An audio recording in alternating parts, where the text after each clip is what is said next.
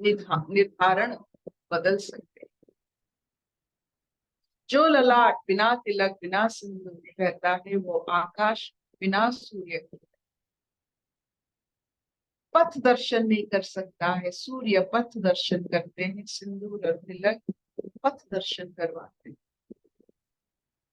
यही इसका मान्यता है जो हम प्रतिद्वा की बिंदी से प्रभावित होकर ये हमने हमारे मुंह से ये निकल गया। तो चलते हैं आगे। वैशाली जी आगे बढ़े। नमस्ते अर्पिता। नमस्ते सब प्रेमियों को। हम सांख्य योग का श्लोक नंबर 71 पढ़ेंगे आज। विहाय कामान्य सर्वान् पुमां शरति निस्पृह निर्ममो निरहंकारः स शान्तिमधिगच्छति। विहाय कामान्य सर्वान् पुमां शरति निस्पृह निर्ममो निरहंकारः स शांतिमधिगच्छति। जो पुरुष संपूर्ण कामनाओं को त्याग कर ममता रहित, अहंकार रहित और स्पृहा रहित हुआ विचरता है वही शांति को प्राप्त होता है, अर्थात वह शांति को प्राप्त है। हरिओम।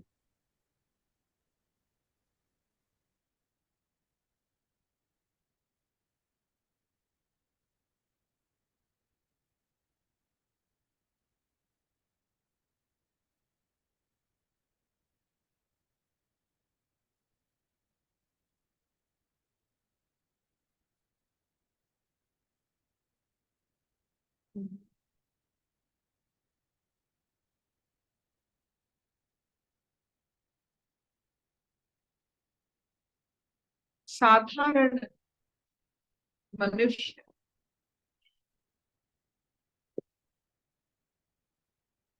असाधारण बनता है जब ज्ञान की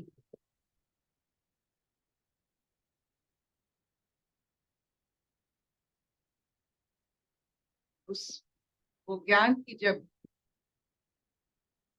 अनुभूति होती है, ज्ञान को व्यवहार कर सकता है और ज्ञान में स्थित रहता है। ये साधारण मनुष्य असाधारण बनता है। ये जो असाधारण स्थिति में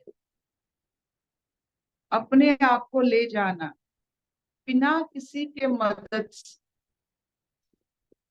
ना इसके लिए अर्थ चाहिए, ना इसके लिए कोई दूसरे मनुष्य की सहायता चाहिए, ये खुद को इस अवस्था में ले जाने की प्रयत्न और एक सिद्धि है। हर चीज में हम दूसरों की कामना करते हैं, कोई हमारे लिए ये थोड़ा सा कर दे। यही एक विद्या है, ये एक ऐसे स्थिति है, इस स्थिति में जाने के लिए खुद को करना पड़ता है। कोई आपके लिए शांति नहीं ला सकते हैं। किसी की वजह से आपको शांति प्राप्ति नहीं हो सकती है। ये आप ही को खुद करना है, इस स्थिति में खुद जाना। इसके बारे में जो ये सांख्य योग में बहुत सुंदर से पूरा आहिस्ता आहिस्ता इस पथ पर हमको जाने की हिम्मत देती है कि ये एक अवस्था है और इस अवस्था में एक बार जाने के बाद फिर संसार में जब आप लौटते हैं, संसार का छाप हम पर नहीं पड़ता। जो डुबोया है अपने आप को ऐसे परमानंद में, जब वो वहां से निकलकर संसार में प्रवेश करता है, संसार का उस पर असर नहीं पड़ता। ये सबसे बड़ी कैच पॉइंट है। ये नहीं कि हम एक बार परमानंद में डूबे तो इस धाम को सिधारे नहीं, फिर लौटे तो इस संसार का हमारे ऊपर कोई प्रभाव नहीं पड़ता, अप्रभाव। तो क्यों ना इसके बारे में और थोड़ा सोचे कि ये परमानंद होता क्या। समंदर एक स्थिर है, एक अस्थिर है, लगता है दो हिस्सा है, लेकिन आखिरी में वो एक ही समंदर है, एक स्थिर एक अस्थिर भाव। जो कुल पर आता है, तो बीच जो जो पानी कुल पर लगता है उसमें बहुत लहरें उठते हैं, लेकिन वो भी समंदर वही शांत समंदर का हिस्सा है जब संसार की तरफ आता है। हम भी वैसे हो जाते हैं कि जब हम संसार में बहिर्मुखता में आ जाते हैं तो ऐसे लहरें हम पर उठती है जिसे हम अशांत कहते हैं। ये प्राकृतिक है, लेकिन हमें बताया गया है कि अपने तपस्या के कारण, अपनी इच्छा के कारण, अपनी अनुशासन के कारण हम संसार में रहकर भी स्थिर रह सकते हैं। ये सबसे बड़ी समझ। जैसे सागर समंदर शांत है, लेकिन जब कुल में आता है अशांत हो जाता है, वह प्राकृतिक है। हम अशांत होना प्राकृतिक है, लेकिन इस प्रकृति के ऊपर हम अंकुश डाल सकते हैं। हम कुल पर आएंगे और शांत भी रहेंगे, हम संसार में रहेंगे शांत भी रहेंगे। ये परा विद्या है, प्रकृति की परे, प्रकृति के अधीन ना रहकर प्रकृति के परे भी हम जा सकते हैं, इसी से पता चलता है।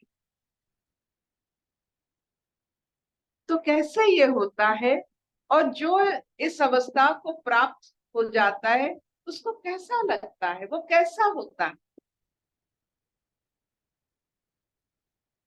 जैसे आपने देखा होगा जो मटन खाते हैं,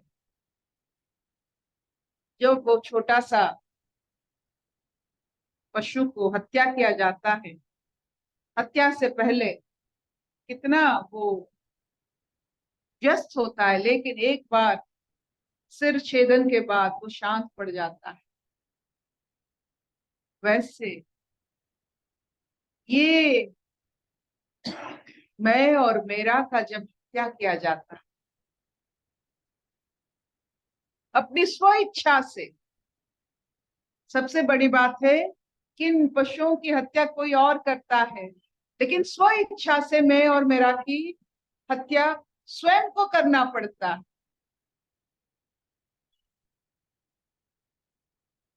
जब मैं और मेरा का सिर छेदन हो जाता है,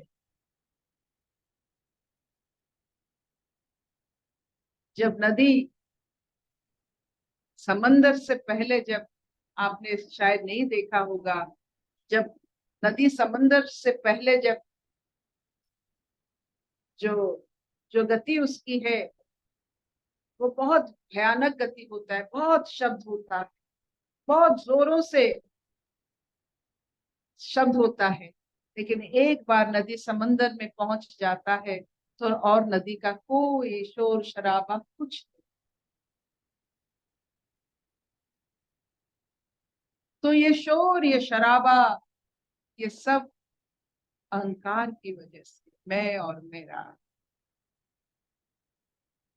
जिसका मैं और मेरा डूब गया है अनंत सागर में, जिसको पता नहीं है मैं क्या है मेरा क्या है, वो सोच ही नहीं आता है अपने आप को अलग करने की, कभी इच्छा ही नहीं होता है। एक बार कृष्ण और राधा खेल रहे थे, बचपन की साथी है, बचपन की प्यार, बचपन का दुलार बहुत ही नायाब होता है, बहुत ही सुंदर, और क्या कहते हैं, बहुत बहुत ही साधा सीधा होता है। तो राधा कृष्ण जब खेल रहे थे तो मिट्टी की वो गुड़िया गुड्डा गुड़िया बना रहे थे। तो कृष्ण बोले राधा को कि मैं गुड्डा बनाता हूं तो गुड़िया बना, और देखेंगे जब तक तुम हमारे कर्म से शांति ना हो या हमारी गुड़िया से गुड्डा गुड्डा से जो हम बना रहे, तब तक हम बनाते रहे। तो कृष्ण जी एक गुड्डा बनाए, राधा जी गुड़िया बनाए। तो राधा को पूछे कृष्ण कि ये अच्छा है? तो राधा जी ने कहा नहीं अच्छा, और एक बार बनाते हैं। फिर दोनों क्या करते हैं, अपने मिट्टी को फिर मिलाकर फिर अलग करके फिर बनाते थे। अंत तक राधा जी कभी नहीं कहे कि ये ठीक है। उनको पूछे अरे कुछ तो राजी हो जाओ कि कोई तो अच्छा है। राधा जी बोले मुझे कोई फर्क नहीं पड़ता है, लेकिन मुझे ये अच्छा लगता है कि जब ये दो मिट्टी मिल जाते हैं, कोई वो देखना मुझे अच्छा लगता है, इसीलिए मैं बार बार कहती हूँ ये ठीक नहीं है। यही होता है मेरा मैं और मेरा की कहानी। जब आपको इच्छा ही ना हो अलग होने की, ईश्वर से अलग होने की जब इच्छा ही ना हो, मैं और मेरा खत्म हो जाता है, आपको सिर्फ योग पसंद है। मैं और मेरा से पहले जो मिट्टी है, जिसका आकार नहीं बना, अहंकार नहीं बना, वो अवस्था पसंद है।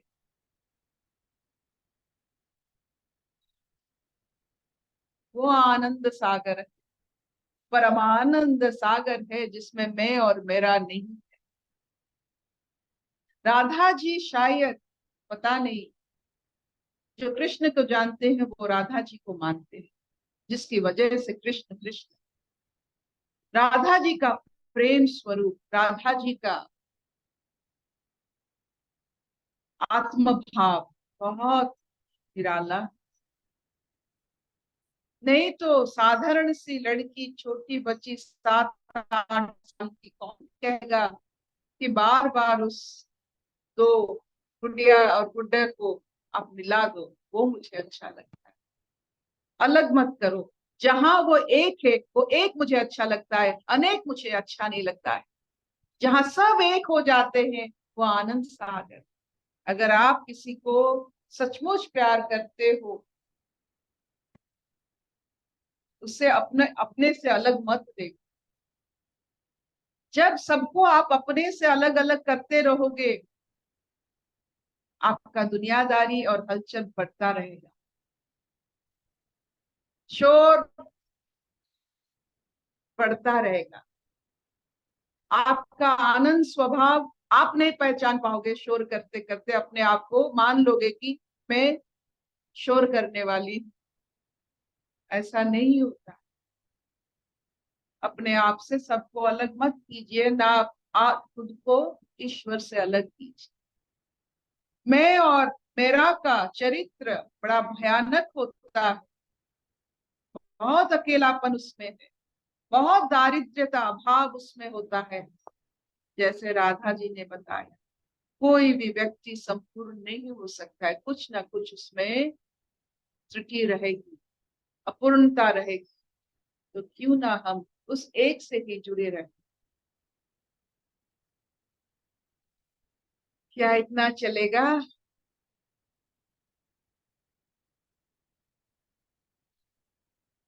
हाँ यस। मामा, हाँ मामा, बढ़िया सुंदर बताया। हमने नहीं बताया, राधा जी ने बताया। हमारा सौभाग्य है कि कभी कभी कर्णों से, आंखों से ये सब दिख जाती है। माँ सरस्वती की दया से थोड़ा बहुत समझ आती है, और वो शब्दों में जब प्रकाशित होते हैं, खुद हम समझने लगते हैं। नहीं तो तब तक हमारे समझ में कुछ नहीं आता।